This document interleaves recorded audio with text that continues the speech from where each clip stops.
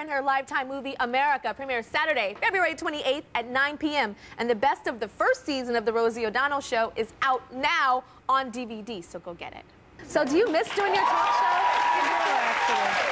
I do miss it, and I miss the crew and the cast, you know, it's not really a cast, I guess, but the staff. You were the cast. I guess. But, you know, when I see, like, John, your executive producer, yes. and Kenny, our cameraman, every time I do a daytime show, I'm like, oh, there's my people. Yeah. I miss the people and knowing, like, they have babies and they get married, and that's what I miss, because there's a great sort of camaraderie. Right, there's a family feeling. Now, tell me about how you looked on your first show. Like, we're going to take a look at that. Oh, great. There I am. Look at me with the orange hair. What was I thinking? I know. I actually like that, though. You know, I'm doing blazers this season. Actually, are you? Yes, inspired by you, Rosie. Really? I'm a fashion trendsetter. Who knew? Yes, you are. Well, you know what's so funny? When I did the show, the only thing that I never pay attention to is my clothes and my makeup and hair, like how I look, which is your business. You know, you're good at that. You have the girl gene. You know, I'm missing that gene in some way. And we were working on the show, and they said, we need a fitting to get your clothes. I'm like, listen, you get me one suit, and you have it made in every color.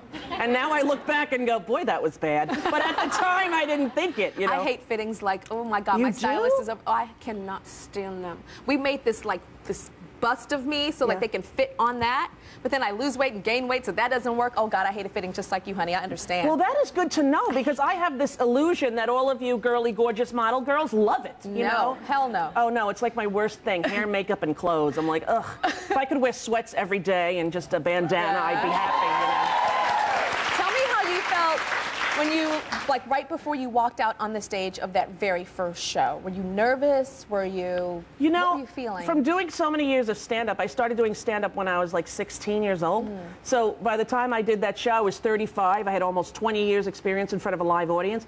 That's a lot to fall back on. So I was a little bit nervous, but I played to the crowd. We had a crowd about this size, 177 seats, and it was like being in a comedy club. So I sort of just played to the crowd here, and then, you know, not really realizing it was going to millions of homes. Yeah, I forget that all the time. Yes, I did too.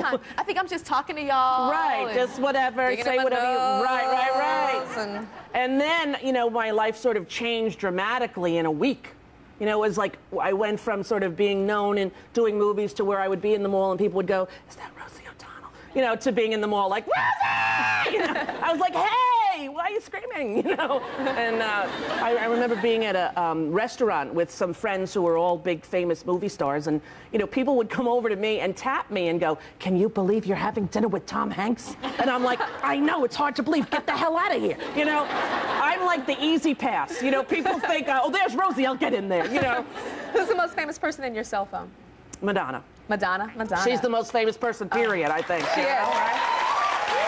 You guys hang out and stuff? Yeah, you know, she's just moved back to New York with her kids, and so that's great, so we'll get to be able to hang out more. So we have funny. kids the same age. Same age. I feel like Madonna's not real. Really? I feel like she's this, like... icon. Yeah. I feel like she doesn't go to the bathroom. She does. I feel like she goes to the bathroom. I've seen her poop, not in the bathroom, but she's gone into the bathroom. No, when I was doing VH1 as a VJ, I remember that Bernhardt was very friendly with her, and I remember thinking to myself, how could you be friends with Madonna? It's like being friends with Elvis. How do you connect to her? Exactly. What do you say, you know? And then when I got League of Their Own, Penny called me in and said, Rosie, tomorrow you're gonna meet Madonna. If she likes you, she'll do the movie, try to be funny. And then I had diarrhea all night because I thought, oh, God, how do you connect to her? But I had just seen Truth or Dare, and I love that movie. I did too. And she was the first woman that I met who had a similar situation to me. My mom died when I was a kid, as did hers, and I'm named after my mother, as is she. Wow. And so I don't know anyone else who's gone to their mother's grave and seen their own name. Oh, Rosie, you just gave me goosebumps. Yes, just now. so when I watched that movie, which was 2 days before Penny had said that to me, when she walked in, I said, listen, I saw your movie, and my mom died, I'm named after her, and I totally get it. And right away, we were like sisters, you know? And so she's great, and she's a lot like a big sister that, you know, when I started having my hormone things, I'm like, what the hell is going on, send? You know? And she's like, get the cream, send, you know? Does she talk like that talk that she does in public to you? Does she say, Rosie, come over the house and our children can have a play date? No, that sounds like Eartha Kitt right there.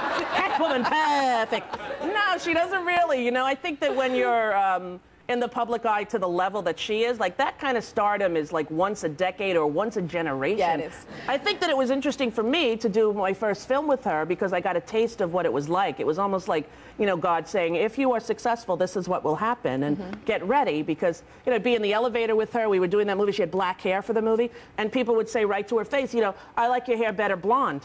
Yeah. And I would be like, what the hell's going on? How dare you? You know? How dare you? What's the rudest thing somebody has said to you in public? Somebody has said to me, I don't want to insult you, but you look like Rosie O'Donnell. No.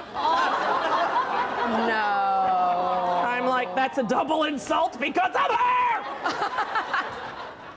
Now, one of your trademarks on your show, you actually were like the godmama of giving away free things to the audience. Yeah. Like, a lot of people don't know that you're the one that started that. How did that come to be? Because, well, you know, I think and they're like, yeah, she did that.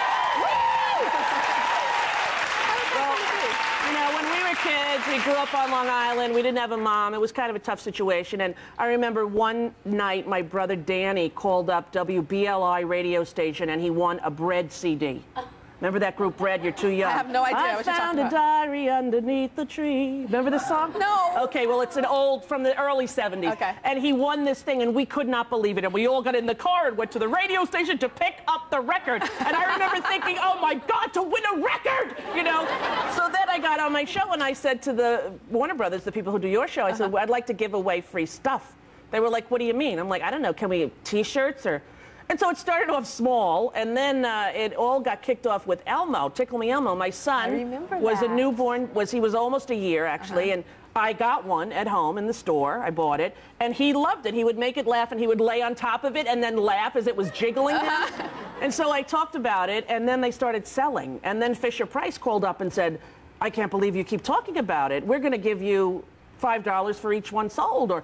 So I went, this is a great way to make money for charity. So whenever we would hold up something and it was something that I liked to give away, we would insist that they give an equal amount to some charity in the country. And it was a wonderful way to muscle people into giving. So it was Tickle Me Elmo. Now what are you into?